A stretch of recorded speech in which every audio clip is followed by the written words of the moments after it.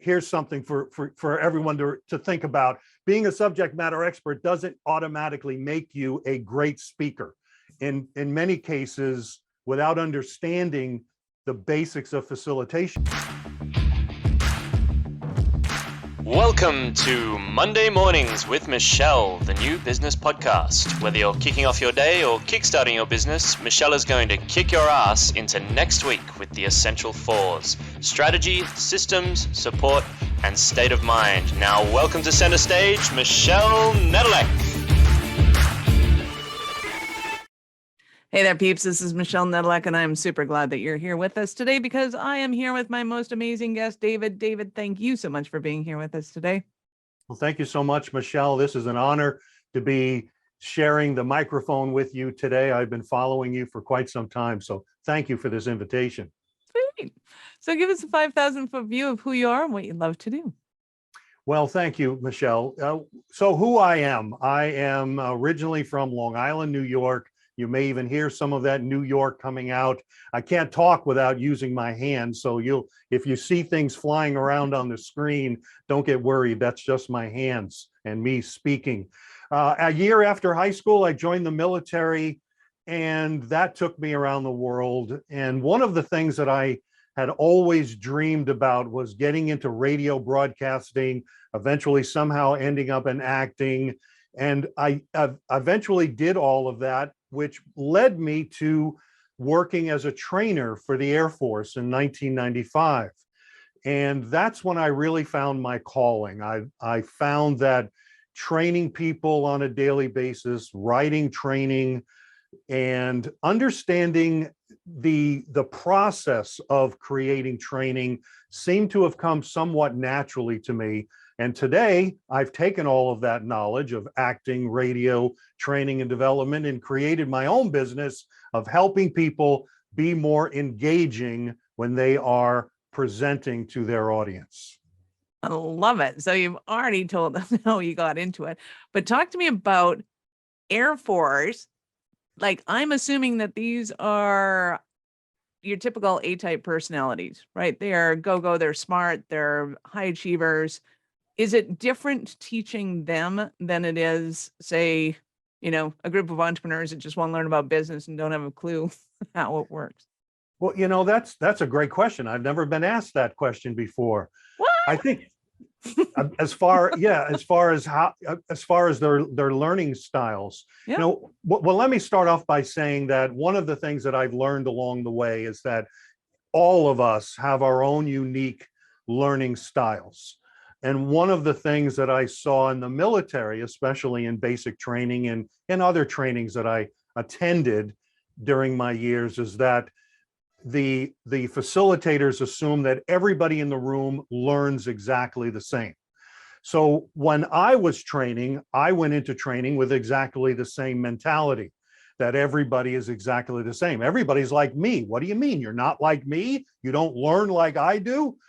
And I quickly learned that everybody learns at their own pace and they have their own way of listening and gathering information. So I had to adjust to that. I guess one of the differences was that when I did start in training for the Air Force, I was in the reserves. I did 10 years active and then 18 years in the reserves.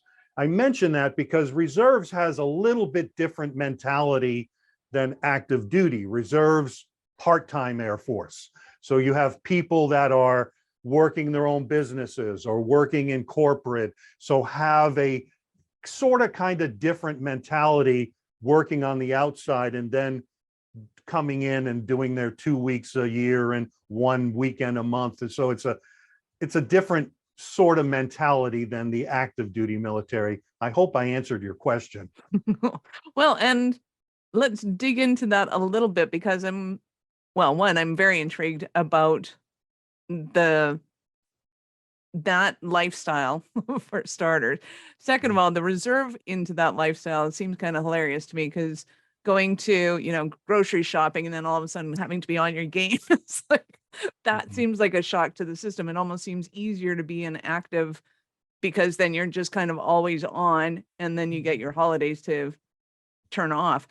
And we can talk about that too, especially when it comes to to training and listening, because if you're the facilitator at the front of the room, that mentality is going to have a huge play on what's going on. The reserves might go, yeah, this might be important, it might not be. Whereas active duty is going, I need to know this, I need to know it now, I need to be sharp.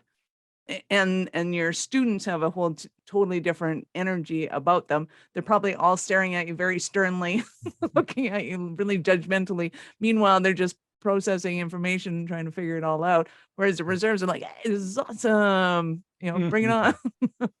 Which Well, seems better, but not really. So a lot packaged in that question there. So It's 27 of them. Feel free to start wherever you like. So the first thing that comes to mind is you brought up a really great question, the mentality as far as learning an active duty person in a learning situation versus a reservist in a learning situation. What comes to mind for an active duty, now I was not a trainer in active duty, but certainly for 10 years I was enlisted in the military. And yes, that was my entire life. I didn't have any outside distractions. I didn't have another job that was outside. Yes, I was married. I didn't have any children, so I had responsibilities with the home. But in most cases, the Air Force gives you a house, gives you money to help supplement your food, and they give you everything. There's no medical expenses and anything that you need to worry about. So you don't have some of those distractions. So yes, you probably could focus more so on the learning. Whereas a reservist, I think we've already mentioned it, there's a lot of distractions on the outside. House payments, the car isn't working, how many miles I had to drive here today. On Monday, I've got to go have a meeting with the boss and this, that, and everything else. So yes, there could be a lot of those distractions. In both cases, however, I think that what's important is the facilitation. That, well, you can see the sign behind me here, talking and telling ain't training or selling. So if the facilitator is up just throwing words at the wall and hoping it sticks, I think in both cases, active duty or reservist, you'll probably have the same outcome. People are going to tune out.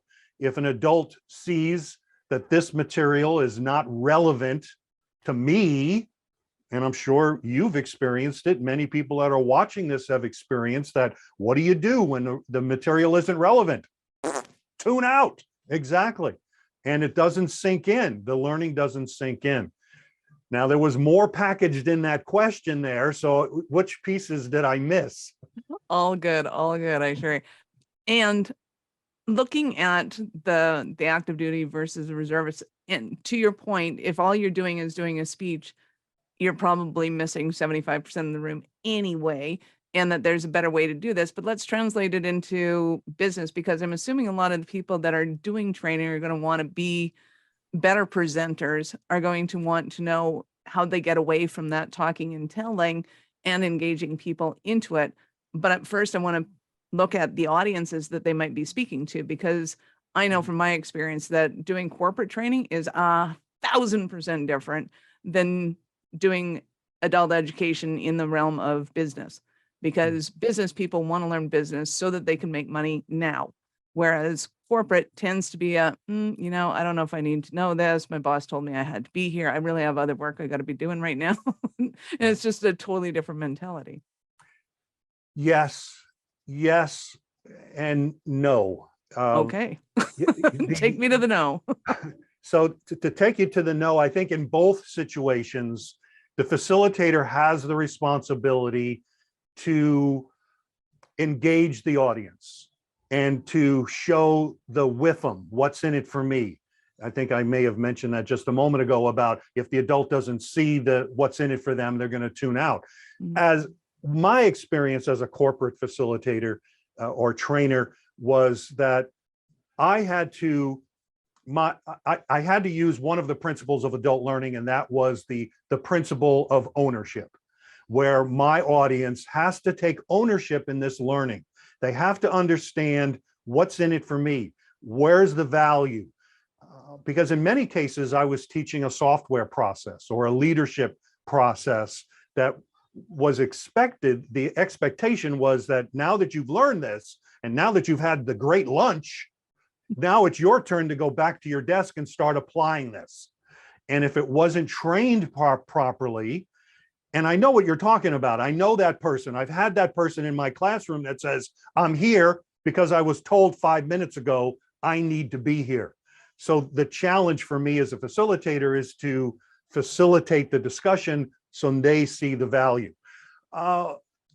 Yeah, so yes, and I guess there is that difference in mentality with the business person, because now they have to apply this into their business, and if they don't, the business is going to fail.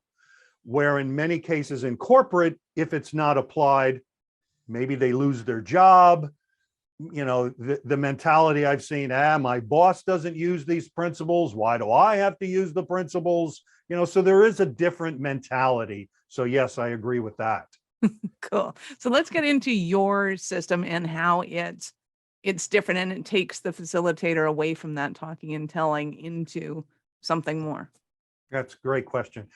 So first of all, what I have seen, I started on this journey. I mentioned I was in training and development. It's been about 30 years. And during this journey, I ended up training subject matter experts within the company to be trainers, to be facilitators, to be managers, to be leaders, to be that conference presenter, that manage a breakout session, because being a subject matter expert, here's something for everyone to think about. Being a subject matter expert doesn't automatically make you a great speaker. In many cases, without understanding the basics of facilitation, it makes you a bad presenter, because people will come in the room and just vomit all this information. So what I found was that the same principles a trainer would use to engage an audience, a salesperson can use those same principles when it comes to engagement. I'm not a sales coach, I'm an engagement coach. And business owners can use with their presentations or with their networking and so on. So how do I get them to go from talking and telling to training and selling? The first piece is you've got to know your audience. That's one of the things that I see when I give people feedback on their networking presentation. 9 times out of 10, they're not talking to their audience. They're talking to someone who is their peer, someone who is a fellow subject matter expert in that career or whatever that process is. So first is you've got to know your audience. And then the second piece is, what is most important about this presentation that people need to remember? Is starting with the conclusion first, that at the end of your presentation, when you're doing your summary, today we learned, or today we looked at A, B, and C. If the audience forgets everything else that you talked about, they must remember these 3 things. So start with your conclusion and know your audience. Nice. Love that. So when they're going through, I know a lot of subject matter experts think that they're training somebody on the thing as opposed to introducing them to the concept so that they buy into the thing. And how does that kind of play out? How do you work with people that are going, well, no, they just need to know what I know? So let me see if I understand the question correctly, and that is that people are they need to be training the. Go ahead and ask me the question again. Yeah, not a problem. So oftentimes speakers will go in and they'll be introducing their subject matter. So they'll be asked to come to a conference to speak. And they think that what they need to do is train them on what they know, as opposed to just introducing the concepts so that people will get buy-in. And then you go and teach the actual hit the F key and, Right. Whatever the thing is. Yes. Yes, I got it that time. Great question. I was having this discussion earlier today, and that is that all of these experiences that the speaker has had, the education they have, the knowledge they have about the subject, everything else, where they've worked and what positions they've had, all of those things are great and certainly have helped that speaker get to where they are and get to their proficiency level where it is. Important. However, how does that how do I benefit from that? Me, the person in the audience. So the piece that the speaker needs to think about when designing this is what's in it for the people in the I audience. guess it all comes back down to that again and again and again, isn't it? Yep, it's about what can the audience, how can they benefit from this? Many times I'll hear from speakers if I'm working with them to design a presentation. I had a gentleman who is in the IT business and he wants to make a presentation to his networking group. Many people in the networking group really don't have, wouldn't be using his services. So what we came up with was, what are some of the processes you use to design this software? Because many of those same processes, and people in the audience would recognize agile process, or in training, we use an ADDIE process. You may not use that in IT, but there's a process in designing software. And maybe there's pieces in that designing process that a business owner could use to start thinking about a solution to problems that they have. So there's always a way to look at how to massage this subject matter that you have, and how can it relate to your audience, and how can your audience take something away and benefit from this. It's not about, this is how it works, and this is who designed it, and this is why we designed it. And when you click this key, guess what? It does this. Isn't that great?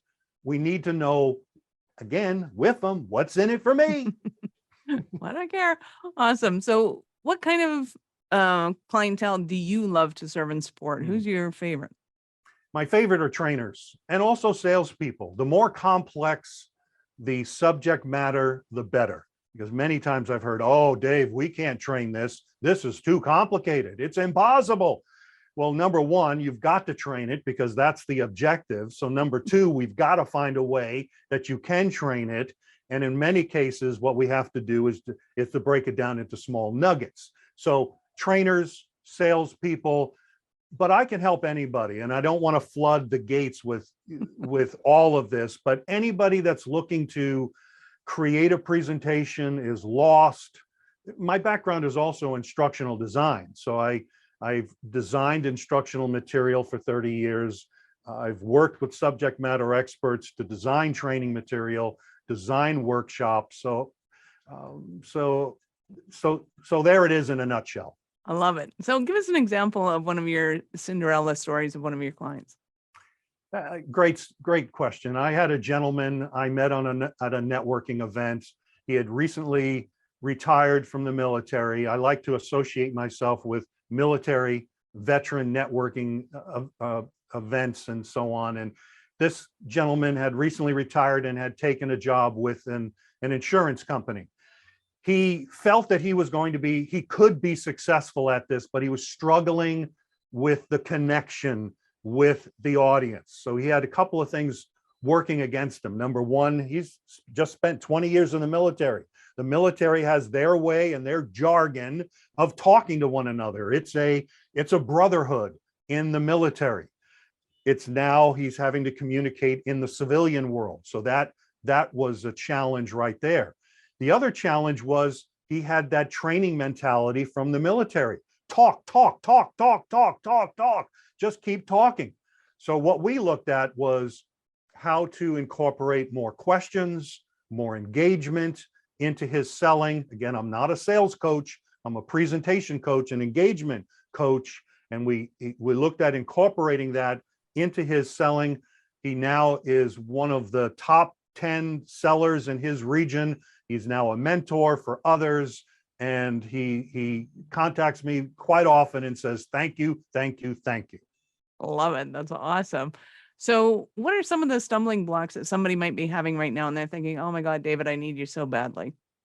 I think the stumbling block that many people have is I don't need help. I'm a subject matter expert. I'm automatically a great trainer. I'm automatically a great speaker. I took a class when I was in college. I went to a Toastmasters one time. Toastmasters is a great place. I think that all of us need some, and I don't want to use the word help, but just a third eye to look at what we're doing. And I'm great at helping other people. I'm horrible at helping myself. That's why I have a coach. I need a coach. I get stuck.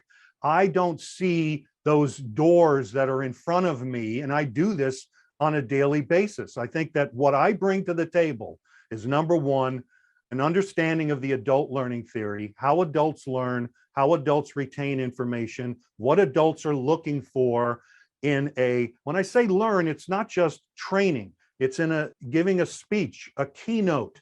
What are some rhetorical questions that you can add to your current presentation? What are some stories, some impactful stories that you can add to your presentation? Also looking at the complexity of your presentation. Are you starting down there at the deep end of the pool with your presentation, and your audience is down there at the kiddie pool and they have no idea what you're talking about? So that third eye, giving that evaluation, or starting from scratch and designing exactly the type of presentation or workshop you need. I love it. So our listeners are going to want more from you. How do they start their journey with you? One of the ways to start would be to go to my website, presentyourwaytosuccess.com. You can also find me on LinkedIn. If you find another David Doerrier on LinkedIn, let me know. It's a very unique name. Doerrier, you'll find my sisters, you'll find my brothers, and a couple of people over there in France, but that's about it over there in Europe. But you won't find many. So you can find me on LinkedIn. Definitely connect with me. If you go to my website, you'll also be able to download my free ebook on the adult learning theory that takes you through all the 8 adult learning processes that can be used in training, sales, one-on-one with someone, mentoring, or even to do a better job in running a meeting. Nice. Give us some teasers. What are a couple of them? A couple of them. One of them is one that we talked about a little bit, was the principle of ownership, of getting your audience to take ownership. It's also important in sales that if is presenting this product in a way that the prospect can see in their mind and feel it and emotionally connect to it. Yes, I need this product. So the principle of ownership is one of them. Another one is the principle of complexity, is understanding where your audience is in their current knowledge of the subject. So there's a couple of ways, many ways that you can check their understanding. And one of them is to ask some questions up front. How many people here know about presentation skills? And if you get nobody raising their hand, you're going to say, well, there we go. Now I have to adjust and move myself. I'd use the example of a swimming pool. Now I need to move myself down to the shallow end of the pool where all of my audience is, use more simplistic examples and so on, so I can slowly bring them with me down to that deeper end of the pool. So we looked at the principle of complexity and the principle of ownership. Another one I just gave an example is the principle of repetition, is using repetition at times, reminding people. In my mind, it's clear as day. I could talk about this in my sleep, but you're hearing this for the first time. My audience is hearing it for the first time. I need to check for understanding. I need to check and make sure everybody is still with me. How many times have you heard someone training and all they did they went from A to Z and they spent a whole hour just talking, and there was no review, there was no transition, there was nothing. They get to the end and they say, any questions? And 9 times out of 10, there's no questions. Yeah, no questions is not necessarily meaning that they caught everything and that they're all good with that. I've heard it before. The trainer goes back to the company and the boss asks, well, how did the training go? Oh, it went great. Nobody asked any questions. They must have gotten it. Yeah, that's not necessarily true. Let's go with 90% of the time. That's not true. That was awesome. So, David, I have to ask you, at what point in life did you know that you were a special kind of crazy enough to think that you could become an entrepreneur? I'm still trying to figure that out. Yeah, the more I talk to people, the more I see that I've got just as many crazy things or insecurities and imposter syndrome and those types of things. When I was acting on stage, I had it. Yes, I worked through it. When I was in radio in the early days, I had that imposter syndrome, the voices in my head saying I'm not good enough, but I am good enough. I know that I'm great at this. You look at my 100, I think it's now up to 116 recommendations on LinkedIn. So that's got to say something that I'm doing something right, that helping people. But I've got some of those nasty I think voices. we all do, and I don't know if they ever really go away. I mean, I know a lot of people that it just never really goes away, and I think that's a good thing because it just keeps taking you up a notch. Yeah, exactly. It makes me work a little harder. Love it. So, David, you've been fantastic. Thank you so much for your time. I appreciate it. Any last words for our peeps? This has been great. I enjoyed it. I love talking about this, and I would love to have people reach out and start a conversation and just see where it goes. Absolutely. Give us the website again. It's presentyourwaytosuccess.com. Awesome. I love it. Peeps, this is Michelle Nedelec. Thank you for being here with us today. Be sure to subscribe to the show and join our Facebook group, Business Ownership's Secret to Scaling. We love connecting with you and helping you grow. Thank you for listening to our show. I'm all about being a resource center for entrepreneurs to give them the information and the support that they need to make it in business. As such, the notes for this show can be found at our website at awarenessstrategies.com/blog. Be sure to subscribe, give us a rating. I like 5 stars personally, and share with your friends.